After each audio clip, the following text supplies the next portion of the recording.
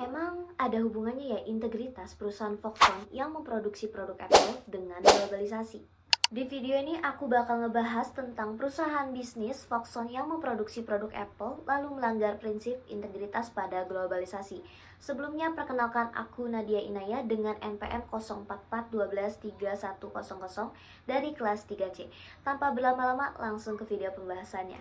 Suatu perusahaan harus memiliki integritas. Integritas dalam bisnis merujuk pada kejujuran, transparansi, dan tanggung jawab dalam setiap aspek operasionalnya. Bisnis yang berintegritas tidak hanya berfokus pada keuntungan semata, tetapi juga memperhatikan dampak sosial, lingkungan, dan etika dari tindakan mereka. Lalu, apakah integritas sebuah perusahaan bisnis ada hubungannya dengan globalisasi? Beberapa perusahaan besar yang terlibat dalam pelanggaran integritas terkait dengan globalisasi melibatkan isu seperti pelanggaran hak asasi manusia, eksploitasi tenaga kerja, kerusakan lingkungan, atau praktik bisnis yang tidak etis. Perusahaan yang tercatat terlibat dalam pelanggaran integritas globalisasi salah satunya yaitu perusahaan Foxconn yang memproduksi produk Apple. Apple adalah perusahaan komputer dan elektronik konsumen Amerika yang terkenal karena menciptakan iPhone, iPad, iPod, dan lain-lain. Lalu Apple memproduksi produknya tersebut oleh Foxconn. Foxconn merupakan perusahaan yang juga dikenal dengan nama Hon Hai Precision Industry. Ini merupakan pabrik manufaktur elektronik terbesar di dunia saat ini. Foxconn memproduksi dan merakit berbagai macam perangkat elektronik untuk sejumlah perusahaan seperti Amerika, Kanada, Tiongkok, Finlandia, dan Jepang. Barang elektronik yang diproduksi oleh Foxconn meliputi perangkat BlackBerry, PlayStation, dan sejumlah soket CPU, dan tentunya yang menjadi perbincangan kita yaitu hingga memproduksi iPad, iPhone, hingga iPod.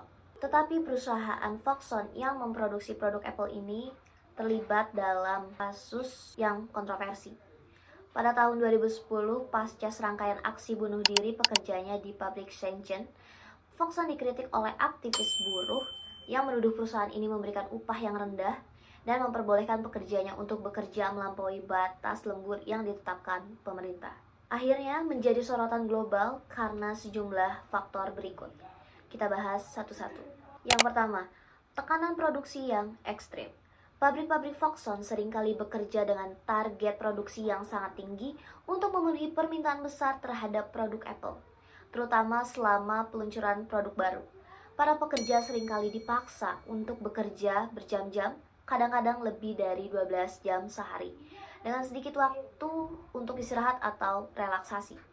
Lalu yang kedua, kondisi kerja yang buruk. Banyak pekerja di pabrik Foxconn mengeluhkan kondisi fisik dan mental yang sangat buruk. Fasilitas di beberapa pabrik dianggap tidak memadai, dengan jam kerja yang panjang dan peraturan yang ketat. Pekerja juga menghadapi tekanan yang sangat tinggi untuk mencapai kuota produksi yang ditetapkan. Yang ketiga, isu kesehatan mental. Pekerjaan yang monoton, lingkungan yang sangat padat, dan ketegangan psikologis akibat tekanan yang tinggi menyebabkan banyak pekerja mengalami stres dan depresi. Insiden bunuh diri di Foxconn, terutama pada tahun 2010, menjadi salah satu dampak dari kondisi kerja yang buruk ini. Beberapa pekerja melompat dari gedung atau mencoba bunuh diri akibat tekanan berat yang mereka alami. Yang keempat, upah rendah. Meskipun Foxconn adalah salah satu produsen terbesar di dunia, banyak pekerja menerima gaji yang sangat rendah dibandingkan dengan beban kerja yang mereka tanggung.